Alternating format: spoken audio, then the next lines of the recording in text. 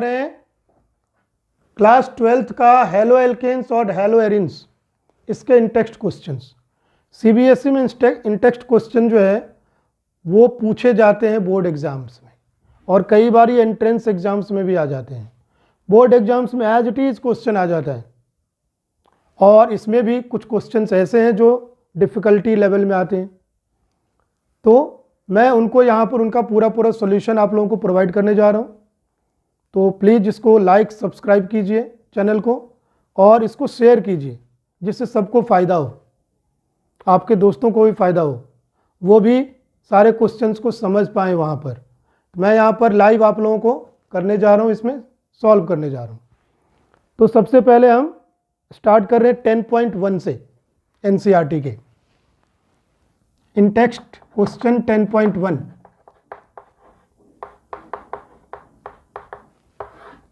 इसमें हमें क्वेश्चन कह रहा है right the structure of the following compounds. नीचे जो कंपाउंड्स है उनके जो नेम है, नेम गिवन है आईयूपीएसी नेम, या कभी कभी कॉमन नेम गिवन रहेगा, हमें उसका स्ट्रक्चर बनाना है। तो सबसे फर्स्ट में कह रहा है 2-chloro-3-methyl पेंटेन। 2-chloro-3-methyl पेंटेन है। तो सबसे पहले जो एंड में रहता है वो हमारा वर्ड रूट कार्बन होता है, और उसी में मेन फंक्शनल ग्रुप यदि होगा तो वहाँ पर लगा रहेगा। तो सबसे एंड वाला कार्बन चेन हमारा पेंटेन है, इसमें कोई फंक्शनल ग्रुप नहीं है। पहले हम यहाँ पर 5 कार्बन का एक चेन बना लेंगे। हमने 5 कार्बन का चेन बना लिया। इसमें काउंटिंग लेफ्ट या राइट कहीं से भी कर सकते हैं।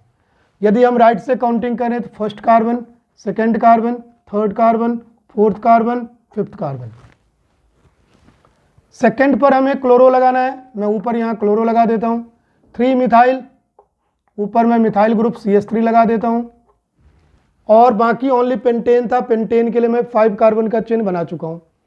अब इसमें हमें क्या करना है, ओनली H से जो C के बॉन्ड है उनको सेटिस्फाई कर देना ओनली। तो यहाँ पर 3H आ जाएगा, H3 हो जाएगा, यहाँ H2 आ जाएगा क्योंकि 2 बॉन्ड यहाँ सेटिस्फाइड है, यहाँ भी एक H आएगा क्योंकि 3 बॉन्ड सेटिस्फाइड है, दिस एंड दिस, एंड यहाँ पर भी एक H आ जाएगा, 1 2 3 बॉन्ड, एक बॉन्ड क्लोरीन से सेटिस्फाइड है, और यहाँ H3 आ जाएगा। इस तरह से हम इसका स्ट्रक्चर बना सकते हैं।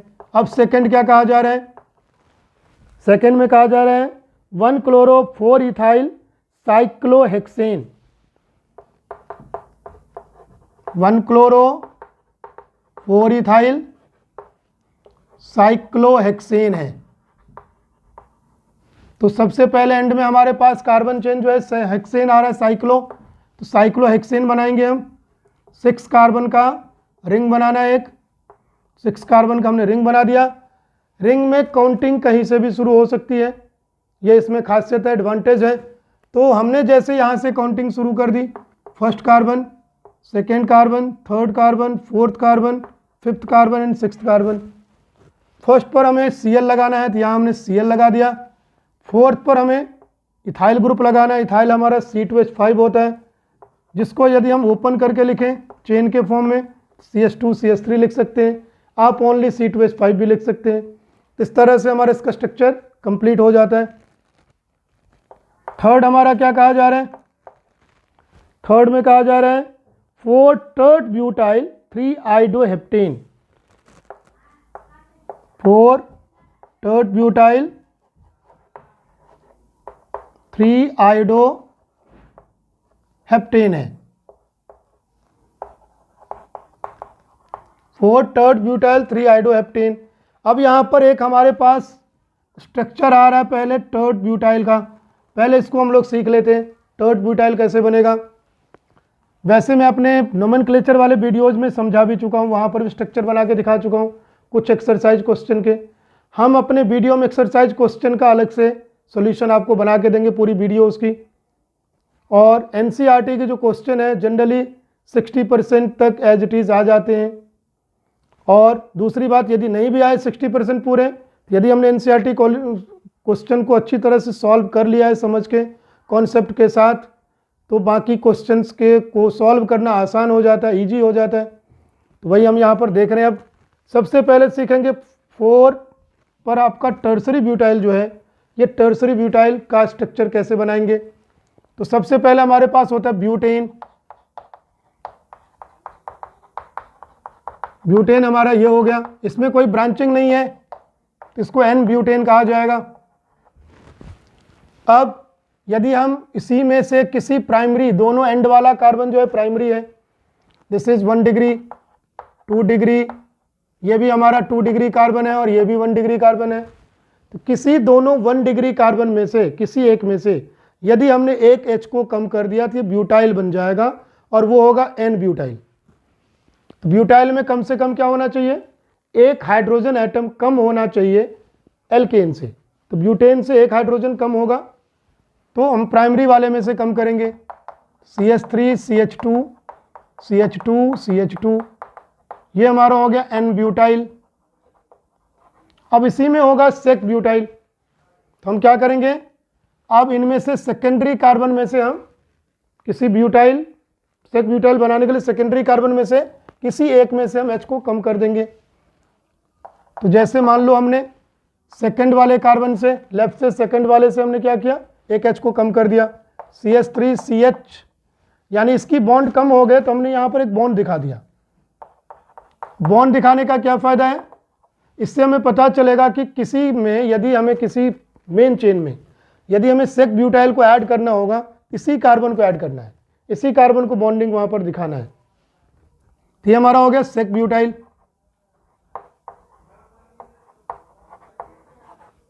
अब हमारा टर्ड ब्यूटाइल, पहले हम यहाँ पर एक टर्सरी कार्बन बनाएंगे। जैसे हमारे पास है आइसोब्यूटेन, यदि लिया जाए, सॉरी आइसोब्यूटेन यदि हम लेते हैं तो यहाँ पर 1 डिग्री 3 डिग्री 1 डिग्री और 1 डिग्री कार्बन है, टोटल 4 कार्बन है। तो आइसोब्यूटेन, आइसोब्यूटेन हमारा क्या है, कॉमन नेम है, इस बात को भी ध्यान में रखना है। आइसोब्यूटेन में या हमारा जो टर्सरी कार्बन है उसमें से एक H को कम कर दें तो ये हमारा टर्ड ब्यूटाइल हो जाएगा। तो यहाँ पर हमने एक H को हटा दिया,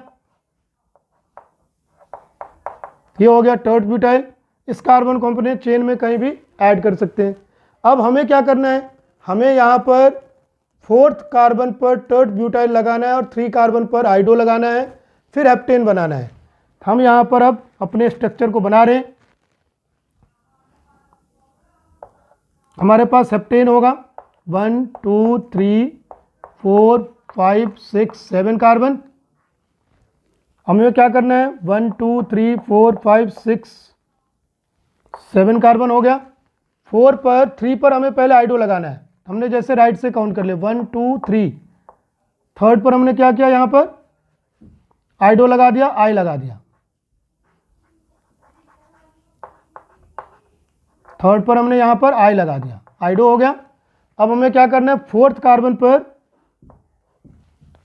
टर्ड ब्यूटाइल लगाना है। तो टर्ड ब्यूटाइल में ये कार्बन जो इसको कनेक्ट किया जाएगा, सी हमने कनेक्ट कर दिया। अब इसके तीनों तरफ CH3, एक तरफ तो हमारा पूरा पूरा मेन चेन है, तीनों तरफ हमने क्या किया, CH3 लगा दिया ऐसे ही। ये अटैच हो गया हमारा टर्ड ब्यूटाइल। अब बाकी कार्बन में हम H लगा के वैलेंसी सेटिस्फाई कर देंगे। यहाँ पर एक ही H आएगा क्योंकि ऊपर ब्रांच है, यहाँ पर भी एक ही H आएगा, नीचे ब्रांच है I का, CH2 CH3 हो गया। ये हमारा हो गया 4 टर्ड ब्यूटाइल 3 आइडो हेप्टेन। हाँ, हम लोग अब 4th वाला क्वेश्चन हमारे पास है 1,4 डाइब्रोमो ब्यूटेन। 1,4 dibromo butane. मैं अब यहाँ पर नेम नहीं लिख रहा हूँ, सीधे सीधे स्ट्रक्चर बना रहा हूँ। आप लोग ध्यान देंगे क्योंकि टाइम लग रहा है, वीडियो लंबा हो रहा है। तो हमारे पास है 1,4 डाइब्रोमो ब्यूटेन। पहले हम क्या करेंगे, ब्यूटेन वाला एक बना लिया स्ट्रक्चर, लेकिन हमें इन करना है तो क्या करेंगे, डबल बॉन्ड लगाएंगे। कितने नंबर पर, 2 नंबर पर ब्यूटेन लिखा हुआ है। 1 2 3 4 हमने काउंटिंग कर दी और सेकंड पर हमने क्या किया, डबल बॉन्ड लगा दिया सेकंड और थर्ड के बीच में। ट्विन मतलब सेकंड और थर्ड के बीच में लगेगा, है ना। 2 से स्टार्ट होगा 3 तक जाएगा। तब इसके बाद हमारे पास क्या है, 1,4 डाइब्रोमो। फर्स्ट पर और फोर्थ पर हमें बी आर लगाना है, बी आर लगा दिया। बाकी वैलेंसी हम H से सेटिस्फाई करेंगे। तो यहाँ पर हमने H2 लगाया क्योंकि 2 बॉन्ड पूरे हैं, एक ब्रोमीन से और एक कार्बन से। इसके पास 1 2 3 बॉन्ड है, एक H जाएगा इसमें, 1 2 3 बॉन्ड है इसके पास भी एक H आएगा और इसके पास H2 आएगा क्योंकि एक बॉन्ड बी आर से और एक बॉन्ड पीछे के कार्बन से सेटिस्फाइड है। फिफ्थ हमारा यहाँ पर है 1 bromo 4 sec butyl 2 methyl benzene. तो हम लोग सेक ब्यूटाइल बना चुके थे, याद होगा पिछले वाले क्वेश्चन में, थर्ड वाले में, तो उसी को हम यहाँ पर यूज़ करेंगे। हमारे पास मेन यहाँ चेन है बेंजीन का, बेंजीन हमने बना दिया। फिर ये साइक्लिक है तो काउंटिंग कहीं से भी शुरू कर सकते हैं। मान लो हमने यहाँ से शुरू कर दी, 1 carbon 2 carbon 3 carbon 4 carbon 5 carbon 6 carbon. अब 1 पे हमें क्या लगाना है, ब्रोमो लगाना है, 1 ब्रोमो है लिखा हुआ। उसके बाद है 4 सेक ब्यूटाइल और 2 मिथाइल, तो 2 पर मिथाइल लगा दें। फोर्थ पर हमें सेक ब्यूटाइल लगाना है। सेक ब्यूटाइल हमारा क्या था, CH की वैलेंसी नहीं थी, वहाँ पर कम थी, CH को बेंजीन के साथ जोड़ दिया और इधर CH2 CH3 आ गया। इस तरह से हमारे पास हो गया 4 सेक ब्यूटाइल और इसका स्ट्रक्चर बन चुका है। हम लोग क्वेश्चन करने जा रहे हैं 10.2, इन टेक्स्ट क्वेश्चन 10.2 चल रहा है हमारा। 10.2 में क्या पूछ रहा है, why is sulphuric acid not use during the reaction of alcohols with KI। जब हम एल्कोहल का रिएक्शन KI के साथ करवाते हैं तो H2SO4 का यूज हम नहीं कर सकते हैं, और ये मैंने रिएक्शंस में बताया हुआ है। उसका मैं थोड़ा सा यहाँ पर हिंट दे देता हूँ। एल्कोहल का रिएक्शन यदि हम KI के साथ करवाते हैं H2SO4 के साथ, यहाँ पर जो रिएक्शन था NaBr का था, Na की जगह हम K ले सकते थे वहाँ पर। तो KI के साथ क्वेश्चन पूछ रहा है क्या ये एल्काइल आयोडाइड हमें देगा, इसमें लिखा हुआ है कि नहीं देगा। ऐसा क्यों क्वेश्चन में, इसका मतलब ये नहीं देने वाला है हमें RI क्यों नहीं देने वाला है। तो आपको याद होगा कि इस रिएक्शन में क्या होता है, 2 स्टेप होता है, ये मैंने समझाया था। पहले स्टेप में इन दोनों का रिएक्शन होने वाला है और ये देने वाला है हमें HI प्लस KHSO4। हमारा फोकस रहेगा HI पर। HI में H का साइज काफ़ी स्मॉल है क्योंकि H यहाँ प्लस है और I यहाँ माइनस है। I का साइज H से काफ़ी बड़ा है, I माइनस का साइज और भी ज़्यादा बड़ा हो जाएगा। H छोटा था लेकिन H प्लस और भी ज़्यादा छोटा हो जाएगा क्योंकि cation is smaller than parent atom and A9 is larger than parent atom. इसकी वजह से इसमें साइज में बहुत ज़्यादा डिफरेंस आ जाता है, जिसकी वजह से बहुत ही ज़्यादा स्मॉल H प्लस जो है वो बहुत ज़्यादा लार्ज I माइनस को होल्ड नहीं कर पाता है, यानी बॉन्ड अनस्टेबल होता है, थर्मोडायनेमिकली बहुत ही ज़्यादा अनस्टेबल होता है। तो क्या होगा, ये फटाफट I2 में ऑक्सीडाइज हो जाएगा और H2 अलग होगा। हमें H2 में इंटरेस्ट नहीं है तो H2 को शो नहीं करेंगे। अब ये I2 क्या प्रोवाइड कर पाएगा I माइनस आयन, तो नहीं, ये तो हमारा दोनों सेम एटम है, उसमें कोई पोलैरिटी का डिफरेंस नहीं होगा बॉन्डिंग में, तो क्लियरली हमें I माइनस नहीं मिल पाएगा जो OH माइनस को OH माइनस को सब्स्टिट्यूट कर सके, तो इसलिए ये रिएक्शन नहीं हो पाएगा। तो अब इसमें लिखना क्या है, इसमें लिखना है द HI obtained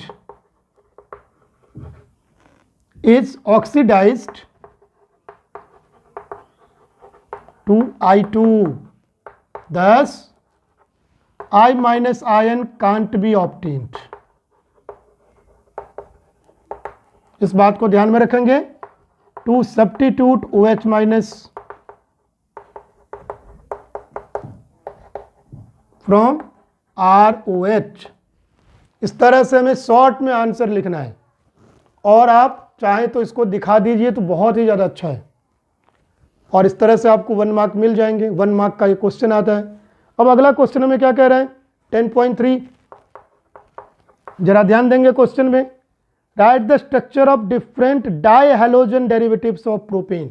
प्रोपेन के डाई हेलोजन डेरिवेटिव्स का हमें आइसोमर्स के जितने भी आइसोमर्स बन सकते हैं उनके स्ट्रक्चर लिखने हैं। तो उसका फॉर्मूला क्या हो जाएगा, C3 होगा और C3H8 होना चाहिए प्रोपेन के, लेकिन डाई हेलो डेरिवेटिव का मीनिंग हो गया उसमें 2 हेलोजन लगे रहेंगे तो 2 हाइड्रोजन कम होगा। क्लियरली H6 होगा और H2 होगा। इसका हमें डिफरेंट आइसोमर्स बनाना है। तो पहले तो हम क्या करें, CC करके कर लें। C में हमने H तो अंडरस्टूड है हमारा, अभी H को अंडरस्टूड मान के चलते हैं। हम X को कहाँ कहाँ सब्स्टिट्यूट कर सकते हैं, 1 और 3 पर कर सकते हैं, 1 और 2 पर कर सकते हैं। क्या इसमें 2 3 हो सकता है? तो नहीं, 3 कार्बन ही है ओनली। और क्या कर सकते हैं, अब हम चाहें तो ओनली 1 पर दोनों X लगा सकते हैं, हम चाहें तो ओनली 2 पर दोनों X लगा सकते हैं। इस तरह से इसके 4 आइसोमर्स बनेंगे। Die hello derivative of propane के 4 आइसोमर्स बनेंगे। इसके बाद का हमारा क्वेश्चन क्या है, 10.4।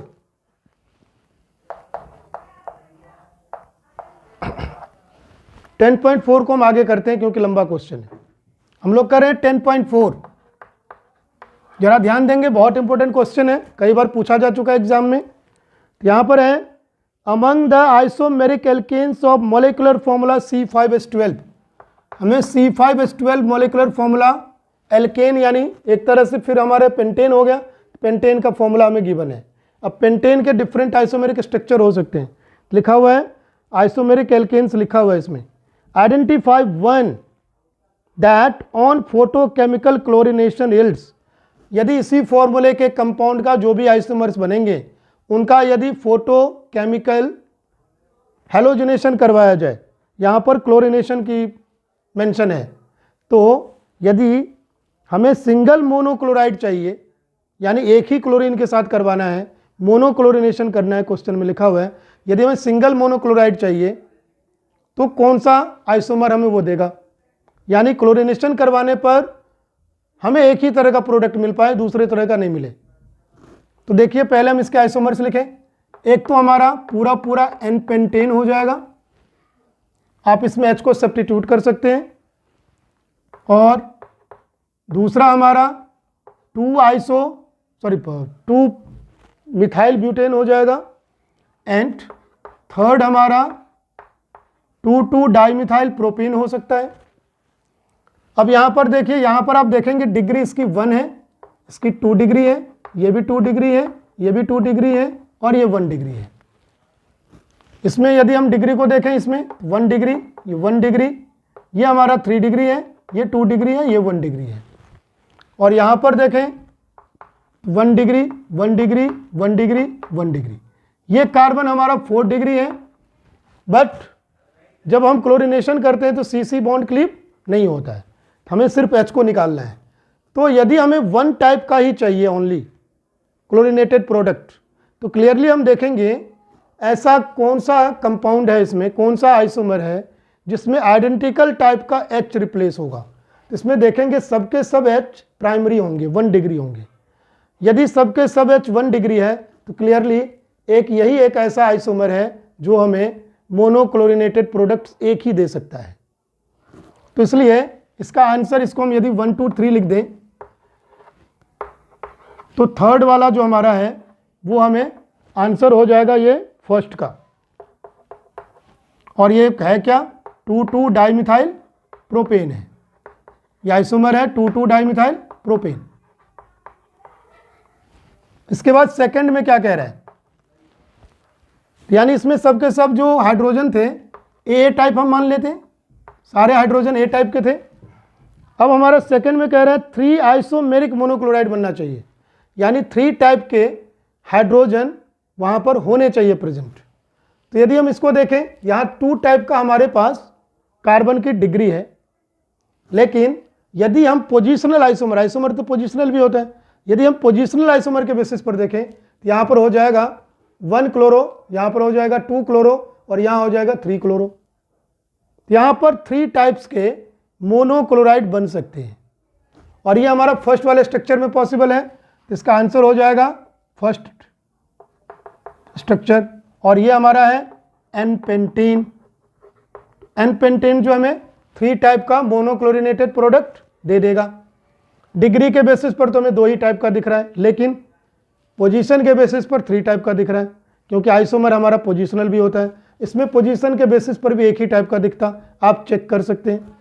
अब यहाँ पर देख रहे हैं हम, यहाँ पर कितने टाइप का रिप्लेसेबल हाइड्रोजन है, एक तो 1 डिग्री, 2 डिग्री और 3 डिग्री, 3 तो इसी यही हो जाएगा।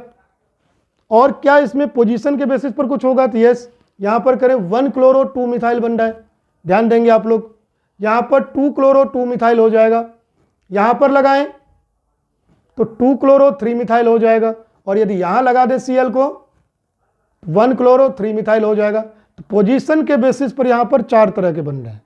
और क्वेश्चन हमारा थर्ड वाला वही है, 4 आइसोमेरिक मोनोक्लोराइड चाहिए हमें। तो एज पर पोजीशन यहाँ पर 3 टाइप का बन रहा है, 4 टाइप का बन रहा है। तो थर्ड का आंसर यहाँ पर हमारा सेकंड स्ट्रक्चर हो गया। इस बात को ध्यान में रखेंगे। तो इस तरह से यहाँ इसका है क्या नेम? 2 methyl butane.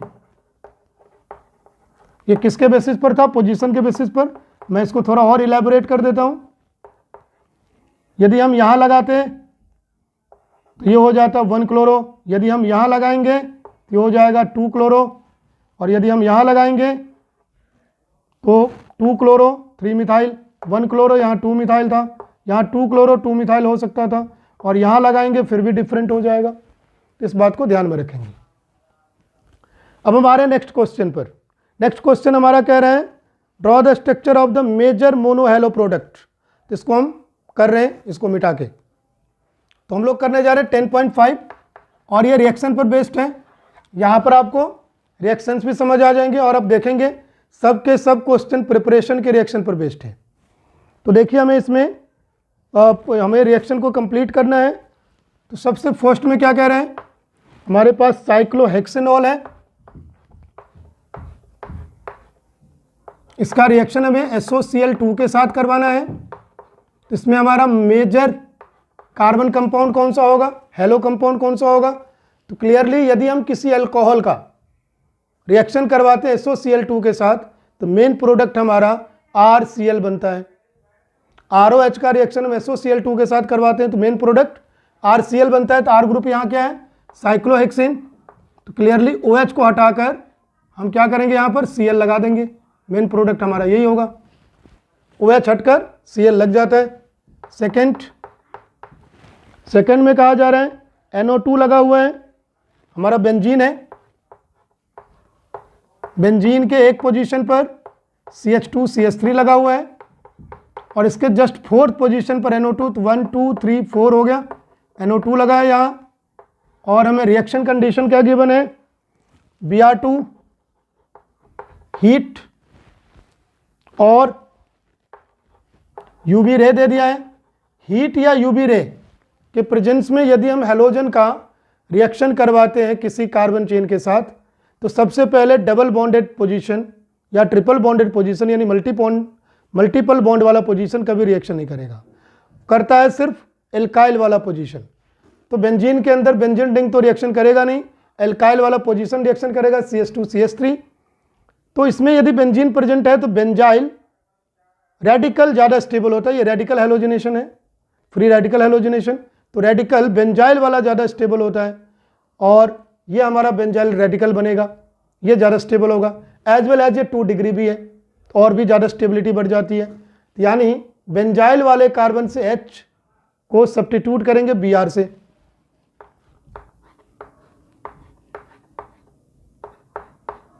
हमने यहाँ पर CH Br कर लिया, और यहाँ CH3 और NO2 अपनी जगह है। अब यदि यहाँ पर हमें याद करेंगे, यदि हमें Cl2 या Br2 दिया है, AlCl3 वगैरह होता है लुईस एसिड और डार्क होता, तब तो रिंग के अंदर सब्स्टिट्यूशन होता। हम ये बिल्कुल फोकस रखेंगे कि रिएक्शन कौन से कंडीशन में हो रहा है। हेलोजिनेशन के बड़े सारे कंडीशंस अवेलेबल हैं, उसको पहले माइंड में क्रिएट कर लेंगे, उसके बाद ही क्वेश्चन को सॉल्व करेंगे हम, तो हम सही रिजल्ट दे पाएंगे। थर्ड हमारा क्या है? इसमें थर्ड में कह रहे हैं NO2 और CH2OH लगा हुआ है, बेंजीन रिंग OH और CH2OH लगा हुआ है। एक बेंजीन से डायरेक्टली अटैच OH है, और इसके 4th पोजीशन पर CH2OH है। क्वेश्चन में एक्चुअली यहाँ CH2OH यहाँ OH लिखा हुआ है, तो मैंने उसको चेंज करके जानबूझ के लिखा है जिससे आप लोग समझ पाएँ, एक दूसरे को ऊपर नीचे कर सकते हैं। तो हमें इसका रिएक्शन करवाना है, HCl हीट करना है, HCl हीट कर दिया। तो HCl हीट में सिर्फ अल्कोहल ग्रुप रिएक्शन करता है, फिनॉल नहीं। फिनॉल वाला OH नहीं हट सकता है क्योंकि उसकी bond enthalpy due to resonance काफ़ी स्ट्रॉन्ग होगा, काफ़ी ज़्यादा स्ट्रॉन्ग बॉन्ड है, काफ़ी ज़्यादा बॉन्ड एंथैल्पी हाई होगी, इसलिए हमारा अल्कोहल वाला जो है वो OH हटेगा और Cl वहाँ सब्स्टिट्यूट होगा।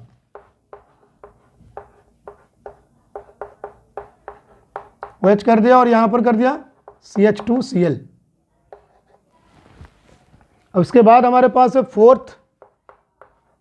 फोर्थ में है हमें साइक्लोहेक्सीन दिया हुआ है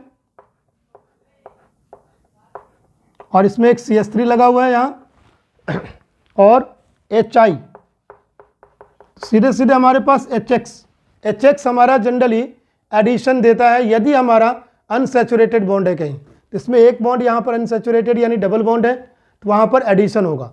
एडिशन HX का मार्कोनी-कॉप्स रूल फॉलो करता है, तो उसके बेसिस पर हमें क्या देखना पड़ेगा, डबल बॉन्डेड कार्बन में किसके पास हाइड्रोजन ज़्यादा है। तो यहाँ पर यदि हम देखें तो 1 2 3 बॉन्ड कार्बन से सेटिस्फाइड है, तो इसके पास एक हाइड्रोजन से 4th बॉन्ड सेटिस्फाइड होगा। और यदि यहाँ पर हम काउंट करें तो 1 2 3 4 बॉन्ड पूरे कार्बन से ही सेटिस्फाइड है, यानी इस डबल बॉन्डेड कार्बन के पास हाइड्रोजन नहीं है। तो ज़्यादा किसके पास हुआ, इस वाले कार्बन के पास, क्लियरली H आके इसी कार्बन में ऐड होगा और I इसके साथ डबल बॉन्डेड रिंग वाले कार्बन में ऐड करना है, यहाँ नहीं, ध्यान रखना है क्योंकि डबल बॉन्डेड कार्बन पर ही हमें पूरा ध्यान फोकस करना है अर्जुन की तरह। तो देखिए जरा, डबल बॉन्ड में से क्या होगा, पाई बॉन्ड हट जाएगा, यहाँ CH3 और मैंने बोला था I लगाएंगे क्योंकि H कम है इसके पास, इसमें एक H पहले से था, एक H और ऐड हो जाएगा। अब हम देख रहे हैं इसका फिफ्थ में हमारे पास क्या है, CH3 CH2 Br bromoethane plus NaI। तो ये रिएक्शन हमें साफ साफ दिख रहा है कि फिंकलस्टाइन है, फिंकलस्टाइन में एसीटोन होता है, एसीटोन मैंने यहाँ अपनी तरफ से डाल दिया है। तो क्या होगा, Cl या Br को हटा के I लग जाता है, यहाँ पर हमारा I लग जाएगा, प्लस बाई प्रोडक्ट यदि बनाए तो NaBr। आगे हमारे पास है 6th और ये लास्ट है इसका पार्ट, इसमें हमारे पास क्या है, साइक्लोहेक्सीन और कोई भी सब्स्टिट्यूशन नहीं है, साइक्लोहेक्सीन है ओनली, प्लस Br2 और इसमें हीट कर दिया है, हीट कर दिया या लाइट दे दिया UV लाइट, तो क्या होगा, फिर से एल्काइल वाला जो पोजीशन है वो एक्टिवेट होगा। और यदि डबल बॉन्ड प्रेजेंट है तो हम देखेंगे क्या वो बेंजीन है या सीधे सीधे एल्कीन है। एल्कीन है तो क्या देखेंगे, एलाइल पोजीशन कौन सी है, तो यहाँ तो एल्कीन है, एलाइल पोजीशन ये भी हो सकता है ऊपर वाला कार्बन और ये कार्बन भी, दोनों ही एलाइल पोजीशन है और दोनों की डिग्री भी सेम है। तो क्लियरली हम किसी भी एक जगह पर हम पोजीशन कर सकते हैं Br को। तो हमने मान लो ऊपर वाले एलाइल पोजीशन में पोजीशन कर दिया, Br को लगा दिया, इस तरह से हमारे प्रोडक्ट हुआ और ये क्वेश्चन कंप्लीट होता है। तो अगले क्वेश्चन करेंगे, हमारा 10.6 कह रहा है arrange each set of the compounds in order of increasing boiling point. Halo alkane या एराइल हैलाइड में साफ साफ बॉइलिंग पॉइंट का क्या ऑर्डर है, यदि R ग्रुप सेम है FCl-Br-I के ऑर्डर में ही बॉइलिंग पॉइंट बढ़ता जाएगा क्योंकि मास और साइज हेलोजन का बढ़ता है। यदि कार्बन एटम का नंबर बढ़ रहा है और हेलोजन सेम है तो कार्बन एटम का नंबर जिसमें ज़्यादा होगा उसका बॉइलिंग पॉइंट ज़्यादा होगा। यदि हमारा कार्बन एटम का नंबर सेम है यानी आइसोमर है फिर भी उसमें ब्रांचिंग है तो ध्यान रखेंगे कि जिसमें ब्रांचिंग ज़्यादा है उसकी बॉइलिंग पॉइंट कम हो जाएगी क्योंकि ब्रांचिंग बढ़ने से बॉइलिंग पॉइंट कम होती है। ये सब सारे प्रिंसिपल माइंड में लाएंगे और उसके बेसिस पर हम क्वेश्चन को सॉल्व करेंगे। तो हमारा फर्स्ट इसमें दिया है ब्रोमोमीथेन, ब्रोमोफॉर्म, क्लोरोमीथेन और डाइब्रोमोमीथेन। हमारे पास है ब्रोमोमीथेन 10.6 है, फर्स्ट ब्रोमोमीथेन यानी CH3Br। दूसरा हमारे पास है ब्रोमोफॉर्म तो CHBr3 हो जाएगा। थर्ड हमारा है क्लोरोमीथेन CH3Cl और अगला हमारे पास है डाइब्रोमोमीथेन CH2Br2। तो क्लियरली इसमें हम Cl और Br है और Br का नंबर ज़्यादा भी है किसी किसी कंपाउंड में तो हम सबसे पहले देखेंगे Cl से बड़ा Br है, तो यदि मोनो हेलाइड वाला होगा तो Cl वाले से Br वाले का ज़्यादा हो जाएगा, और डाई हेलाइड वाले का क्लियरली ज़्यादा होगा, क्योंकि हेलोजन एटम का नंबर ज़्यादा है तो मास और साइज ज़्यादा होगा। तो सबसे पहले हम Cl और Br में कंपेयर कर लेते हैं। मोनो वाले में Cl वाले का कम हो जाएगा, इंक्रीजिंग ऑर्डर में CH3Cl पहले आएगा और CH3Br बाद में आएगा। अब जरा यहाँ पर दोनों में ही Br है बाकी में, और Br का नंबर यहाँ पर 2 है, यहाँ पर 3 है, तो यहाँ पर पहले तो 1 वाला था, तो 1 वाले से ज़्यादा 2 वाले का, यानी डाइब्रोमोमीथेन, और उससे ज़्यादा 3 वाले का यानी ट्राइब्रोमोमीथेन यानी ब्रोमोफॉर्म। इस तरह से हमारा बॉइलिंग पॉइंट फर्स्ट वाला हो गया अरेंज। सेकेंड वाले का, सेकेंड वाले क्वेश्चन में 1 क्लोरोप्रोपेन, मैं यहाँ H को नहीं दिखाऊंगा, अंडरस्टूड मान लीजिएगा आप लोग। तो 1 क्लोरोप्रोपेन हो गया। आइसोप्रोपाइल क्लोराइड, आइसो में क्या होगा, सेकेंड कार्बन पर CH3 का ब्रांच हो गया, आई यहाँ लगाया, सॉरी आइसोप्रोपाइल क्लोराइड है, Cl लगाया, और अगला दिया हुआ हमें क्लोरोब्यूटेन,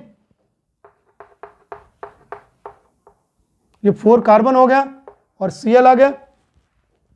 अब इसमें देखिए क्लोरोप्रोपेन ये भी है, ये भी क्लोरोप्रोपेन है, लेकिन इसका यदि नोमेनक्लेचर करेंगे 1 2 क्लोरोप्रोपेन हो जाएगा, और ये 1 क्लोरोप्रोपेन 2 क्लो, और ये क्या है, क्लोरोब्यूटेन है, जिसमें तो कार्बन सबसे ज़्यादा है। हेलोजन सेम है तो सबसे ज़्यादा कार्बन वाले का सबसे ज़्यादा बॉइलिंग पॉइंट, सबसे ज़्यादा क्लोरोप्रोपेन। फिर इन दोनों में देखेंगे दोनों एक दूसरे का आइसोमर है, तो ब्रांचिंग किस में है, तो ब्रांचिंग सेकेंड वाले में है, सेकेंड वाले का कम हो जाएगा, फर्स्ट वाले का ज़्यादा होगा। तो क्लियरली यहाँ पर आइसोप्रोपाइल क्लोराइड का कम हो गया क्लोरोप्रोपेन से, और इसका कम हो जाएगा क्लोरोब्यूटेन से। इस तरह से बॉइलिंग पॉइंट में अरेंजमेंट हो जाती है। अब हम करने जा रहे हैं 10.7। 10.7 में कह रहा है which alkyl halide form from the following pairs would you expect to react more rapidly by an SN2 mechanism, explain your answer. तो SN2 mechanism pair of compound दिया, उसमें से कौन जाएगा, इसको हमें बताना है। तो क्लियरली हम यहाँ पर करेंगे क्या, सबसे पहले ध्यान लाएंगे कि SN2 और SN1 में क्या था डिफरेंस। यदि हेलोजन सेम हो तो डिग्री जितनी ज़्यादा बढ़ेगी SN2 में, उसके जाने की टेंडेंसी यानी रैपिडली रिएक्शन करने की टेंडेंसी कम हो जाएगी। यदि आपका कार्बन चेन सेम है और डिग्री भी सेम है तो FClBrI के ऑर्डर में SN2 का जो रिएक्टिविटी है वो बढ़ेगा, क्योंकि Ci का बॉन्ड सबसे ज़्यादा वीक होता है। SN2 हमारा फास्ट रिएक्शन है तो वीक वाले पर ज़्यादा इफेक्ट करेगा, ज़्यादा इजीली रिएक्शन करेगा।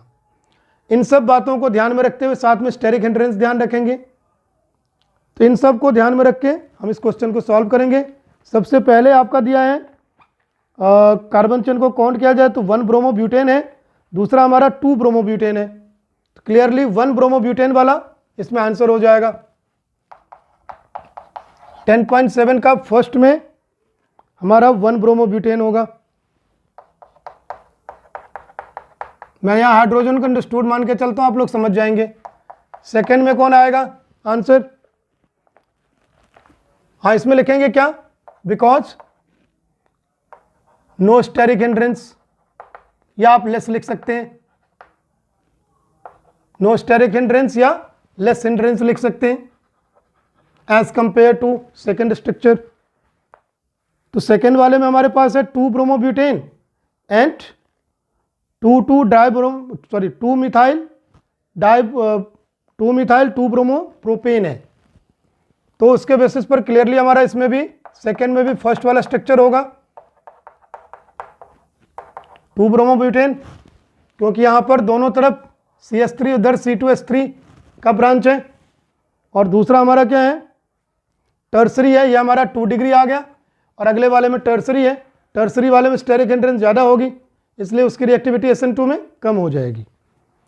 आगे देखिए थर्ड में हमारे पास एक 1 ब्रोमो है और दूसरा भी 1 ब्रोमो है, बट यदि हम मिथाइल की ब्रांचिंग देखें तो एक में 2 पर लगाए, एक में 3 पर लगाए।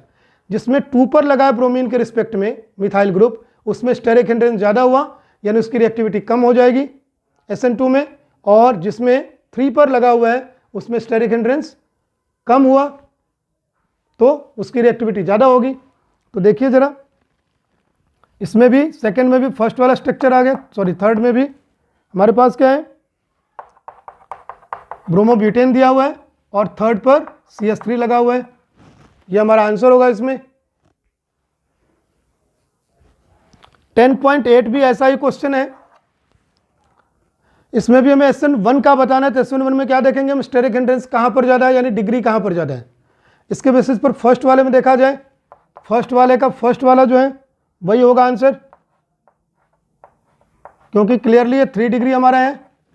3 डिग्री में सबसे ज़्यादा स्टेरिक हिंड्रेंस, दूसरा हमारा 2 डिग्री है।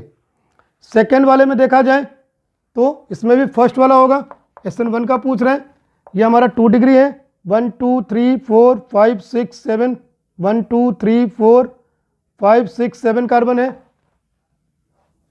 1 2 3 4 5 6 7, और हमारा यहाँ पर Cl लगा हुआ है,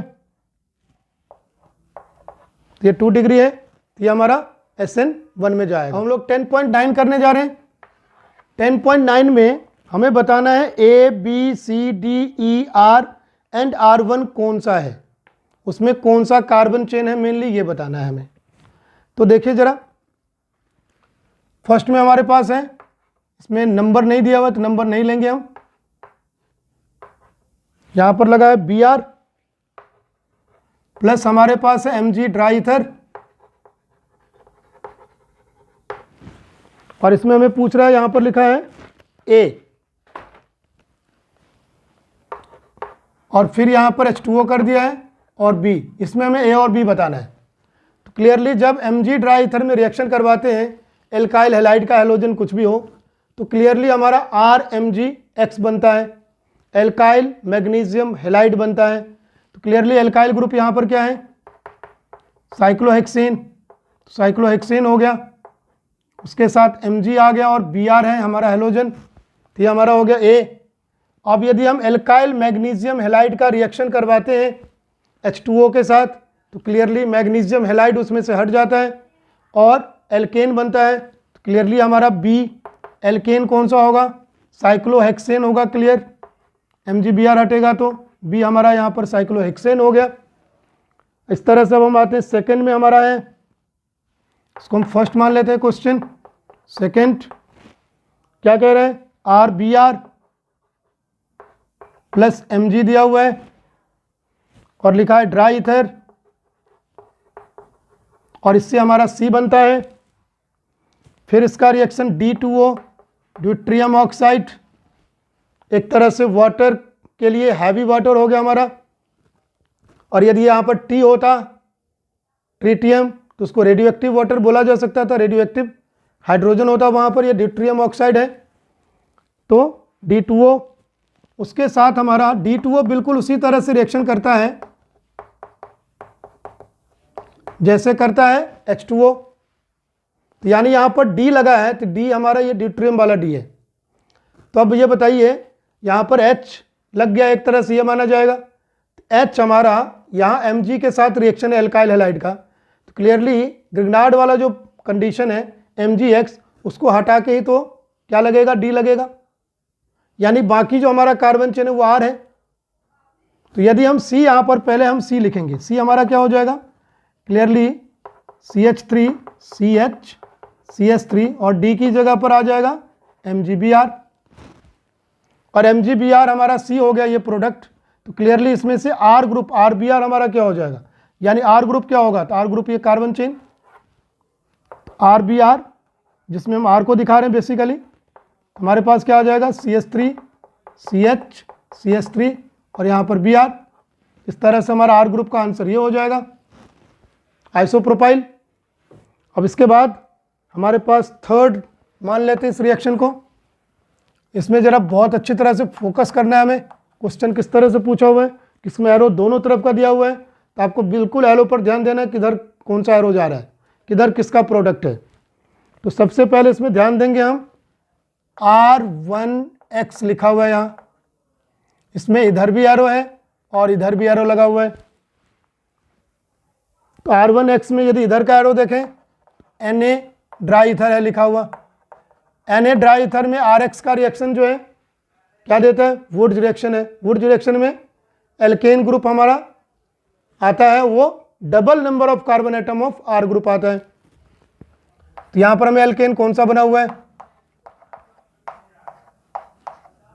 ये एल्केन बना हुआ है, यानी इसमें double number of carbon atom है एज कंपेयर टू R1। तो डबल को हम क्या करेंगे, यहां पर हाफ करेंगे। तो हम यहां पर क्या करने जा रहे हैं, तो यहां पर हाफ कर देंगे इसका, यानी हमारा एल्काइल ग्रुप यहां पर, यानी R1 हमारा हो गया ये चेन, जिसमें हम H देकर हम सेटिस्फाई कर लेते हैं बॉन्ड को। क्लियर।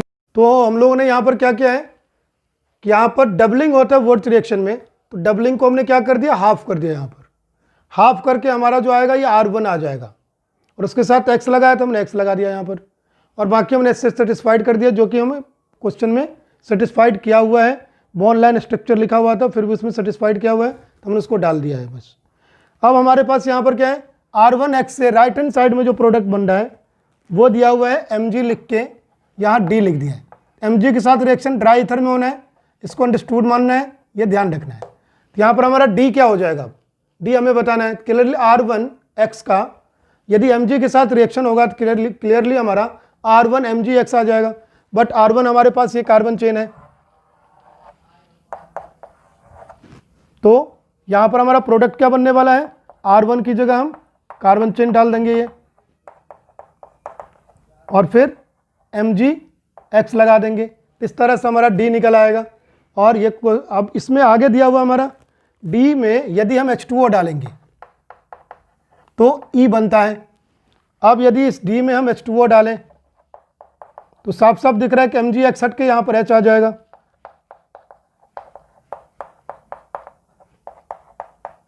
यहाँ पर H आ गया। अभी हमारा हो जाएगा 2 मिथाइल प्रोपेन। इस तरह से हमारा ये क्वेश्चन सॉल्व होता है। हेलो स्टूडेंट्स, आप लोगों को मेरा वीडियो पसंद आ रहा होगा, आपको समझ भी आ रहा होगा, ये मुझे पूरा विश्वास है। और समझ आया है तो सब्सक्राइब कीजिए, लाइक कीजिए और अपने दोस्तों में शेयर कीजिए, जिससे ज़्यादा से ज़्यादा लोगों तक ये पहुंच सके और मुझे प्रोत्साहन मिले, मैं आप लोगों के लिए ज़्यादा से ज़्यादा काम कर सकूँ, ज़्यादा से ज़्यादा आप लोगों के लिए वीडियोज़ बना सकूँ। मैं बहुत कुछ लेकर आने वाला हूँ इसमें, इसको सब्सक्राइब और शेयर कीजिए। धन्यवाद देखने के लिए।